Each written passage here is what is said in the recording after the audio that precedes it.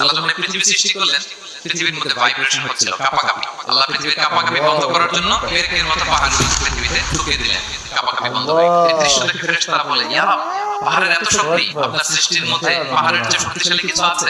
আল্লাহ বললেন আছে। সেটা কি? আল্লাহ বললেন সেটা লোহা। কারণ লোহা দিয়ে পাহাড় কাটা যায়, ঠিক কিনা? লোহার কথা শুনে ফেরেশতারা অবাক।